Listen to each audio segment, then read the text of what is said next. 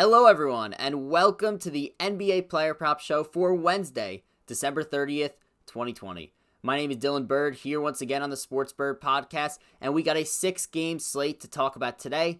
2020 is winding down. This will be my last video of 2020, which just makes me want to say thank you to everyone who has subscribed. Thank you to everyone who has watched my videos and consumed my content over the last few months. Obviously, 2020 was a big year because this channel was founded in 2020 in September, and I've just loved doing this ever since, and I love interacting with the community, and just thank you. We're going to keep building, and bigger things coming in 2021. Now let's talk a little bit about last night's slate. Had 8 props last night on the 10-game slate, and we went 4-4, almost 5-3, but Bradley Beal got 29 points, and his over-under, I had the over for 29.5 in that game. He actually got hurt in the middle of it, had to go into concussion protocol before coming back into the game, so it's unfortunate because if he didn't get hurt, he probably easily hits that over against the Bulls, but 4-4 last night, looking to go over 500. Tonight, we have 5 props that we're going to talk about today, but before we talk about those props, I just wanted to remind you to like this video and subscribe to this channel if you haven't already. That really helps me out. In addition, you can follow me on Twitter at sports_Burd. I will be sure to tweet out if I am adding any props based on injury news, based on starting lineup news, or other things. I'll let you know if I'm subtracting a prop. I'll let you know if I'm subbing one in for another. So be sure to be following me there on Twitter at sports_Burd for that information, for my commentary, and just for me, just tweeting about everything going on, NFL and NBA. So be sure to do that. In addition, I also have my own Patreon now. The link is in the description below. I will be having a NBA player prop podcast on there tomorrow. So instead of having a video on here tomorrow, I will be having a podcast over on my Patreon. So if you want more NBA player props, be sure to check out that link in the description below. Also, on Friday, my normal NFL player prop show will be released over on Sal Vetri's YouTube channel for Week 17. It's crazy that it's already the last week of the NFL regular season, and there was no NFL player prop show for last week due to the holiday, so really excited to get back on there and get back on the NFL player prop train over on Sal's channel, so be sure to be on the lookout for that on Friday. Now let's get right into these 5 player props that we have for the 6-game slate tonight. The first 2 player props that we are going to talk about today, we're looking at Kyrie Irving's points total, which is at 25.5, and Kyrie Irving's 3-point total, which is at 2.5. Now, if you watched my previous videos, you may say, well, this looks very familiar, and that is because it does. I've been on Kyrie Irving all season. I'm all in on Kyrie this season in this new Mike D'Antoni, Steve Nash, fast-paced, high-scoring offense. The Brooklyn Nets are averaging 115.8 points per game, which ranks 8th in the NBA right now through, the very first few games of the season. They rank only 15th in pace, but just keep in mind that Kyrie Irving and KD were out last game, so that plays into account. It's a very small sample size, so that rank 15th in pace, I'm sure will be top 5 by the end of the season. Now, the Atlanta Hawks, they rank 2nd in points per game so far with 124.7 per game, and they also rank 12th in pace. So what does this mean? People think that this is going to be a very high-scoring game, and it probably will be. The over-under coming in by a landslide, the highest one on the slate, at 239.5 for this game. That's crazy. That may be the highest one that has been out this year. Nets Hawks, sounds like it would be a very fast-paced, high-scoring game. The Hawks don't play a lot of defense. The Nets probably aren't going to play a lot of defense themselves until the playoffs, so I do think that 239.5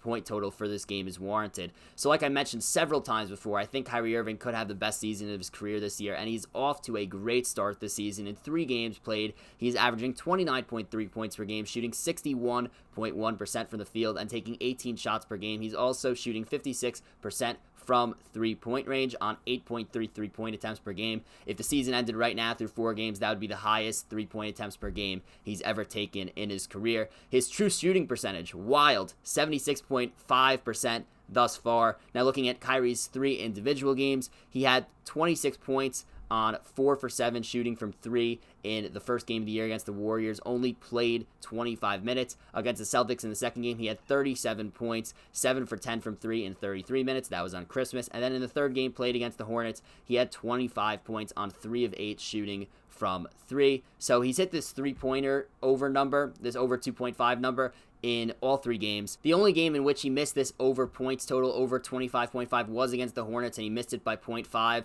So, I mean, look, the Nets lost that game. Look, it's the Nets were taking the Hornets lightly in the regular season. It's just the truth about that, and they ended up losing that game. But now, Kyrie Irving is on rest. Him and KD rest last game. The Nets have lost 2 straight games. They're looking to get back in the win column. They need a game. I expect a very high-scoring game. Trae Young is defending him. Trae Young is not exactly known for his defense, and Kyrie will want to make a statement against a guy like Trae Young, a young and up-and-coming point guard. As a result of all this, I like the over 25.5 points and Kyrie's over 2.5 threes in this game against the Atlanta Hawks. Look, we're going to keep riding with this as long as I think Kyrie's going to keep going off this season, and as long as the props keep staying this low. I've been high on Kyrie Irving all season, and I'm going to continue to stick with it. Actually looked up his MVP odds, which, you might think I'm insane, and you know what? Maybe I am insane, but I'm just looking for some great value on the futures slate here, and he actually on Christmas was 80-1 to win MVP. That's moved down to 60-1 since I tweeted out that 80-1 was great value, but just that's something interesting to look out for. I would not be surprised if Kyrie Irving finishes top 5 in MVP this season. The next 2 player props that we are going to look at today, it's another double. Kyle Anderson of the Memphis Grizzlies. We are looking at his points total, which is at 13.5, and his points plus rebounds plus assist number, which is at 23.5. So last game, Ja Morant unfortunately went down with a sprained ankle.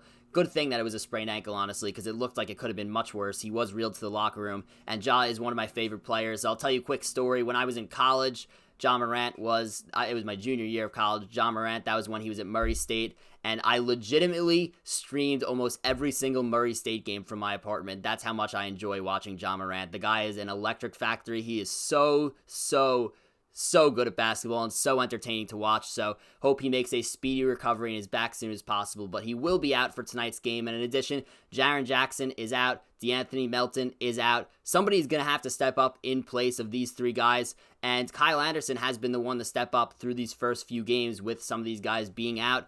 And he started all 3 games, averaging 34 minutes per game, averaging 18.3 points per game, 10.3 rebounds per game, and 2 assists per game. In the first game of the season, Kyle Anderson only had 7 points and 10 rebounds. He only took 8 shots, and he only played 29 minutes, had 2 assists as well. This was against the Spurs. Second game played, he had 20 points, 14 rebounds, and an assist in 36 minutes, so a major increase there. And he took 15 shots, also a major increase there. Third game the Grizzlies played, he had 28, 7, and 3 in 36 minutes and took 17 shots, getting to the line 8 times as well. So that was the third game. That was against the Brooklyn Nets, that last game where Ja Morant got hurt. So it makes sense that Anderson did have his best game in that game against the Nets. Now, Anderson has been known throughout his career to be somewhat of a point forward. He could pass well, and I expect that with Melton out and with Ja Morant out, Anderson's going to play that role a bit, with these point guards out. I think he'll be passing a lot. I think there will be opportunities for assists in that potential point forward role. Also, with Jaren out, he's going to probably have increased scoring opportunities, increased rebounding opportunities, and this is why I like Kyle Anderson's over for both 13.5 points and over for 23.5 points plus rebounds plus assists. I think he's going to stuff the stat sheet and get in the mid-30s in minutes tonight. So, just with taking 15 to 17 shots per game with these guys injured, there's no reason why he shouldn't score over 13.5 points unless he has an egregiously bad shooting night. In addition, if he's playing a ton of minutes, there's no reason why he can't get 7 to 10 rebounds. And if he's playing some point forward, there's no reason why he can't get a few assists as well. So I like the over for both of these numbers. The 5th and final player prop that we are looking at today, we're looking at Gordon Hayward's points total against the Dallas Mavericks at over under 17.5 in this game. So Gordon Hayward, offseason, signs the most ridiculous contract I've ever seen. 4 years for $120 million. I mean, look, Charlotte is going to be Charlotte. They're going to sign Nick Batum to $100+ million. They're going to sign Gordon Hayward to $100+ million. But look, Gordon Hayward, at least for now, he could still play. And he's going to be a focal point of this offense. If you're paying a guy $120 million over 4 years, he is going to be the guy, especially if you're in a small market and a not very good team like Charlotte. He is going to be the guy, and if he's not the guy, he's going to be a major focal point in that offense. So far this season, he's averaging 22.7 points per game on 17 shots per game. He's also taking 5.3 threes per game, shooting that at 37.5%. In addition, he's playing 35.3 minutes a game, so a ton of minutes for Gordon Hayward. I know that was a concern last year coming off injury. It seems that he is completely fine now, playing 35 minutes per game. So in the first game of the season, Gordon Hayward had 28 points against the Cleveland Cavaliers on 18 shots. Second game, he had 12 points against OKC on 13 shots. And last game against Brooklyn, he had 28 points on 20 shots. So look, the shot attempts, other than that game against OKC where he shot very poorly, the shot attempts are there. The scoring is there. I do think that second game was an outlier. I think he's going to take 18 to 20 shots per game this season. If he's taking 18 to 20 shots per game this season, once again, like I said for Kyle Anderson, if the shot attempts are there, if the minutes are there, there's no reason why he can't average 20 per game this year. I do think that second game was an outlier. Like I said, I think Gordon Hayward's going to average 18 to 20 shots per game this year. And, if he's playing that much, 35 minutes a game, and if he's shooting that much, there's no reason why he can't average 20 points per game this year. Now, the over-under in this game is at 223.5, so not too low, not too high. Dallas wasn't good defensively last year. They have played pretty solid defensively this year, but again, very small sample size, not sold on their defense at all. I think that if Gordon Hayward stays playing mid-30s minutes, stays taking 18 to 20 shots, I think Gordon Hayward hits his over 17.5 points in this game against the Dallas Mavericks. And that's a wrap for the NBA Player Prop Show for Wednesday, December 30th, 2020. Looking forward to doing more of these NBA prop videos next week and the rest of the season. Once again, just wanted to remind you to like this video and subscribe to this channel if you haven't already. It really helps me out. In addition, you can follow me on Twitter at sports_Burd. The link to my Patreon is also in the link in the description below. So if you want more NBA player props on days where I don't do videos, be sure to check out that link there. Goodbye, everyone, and good luck with your prop betting tonight.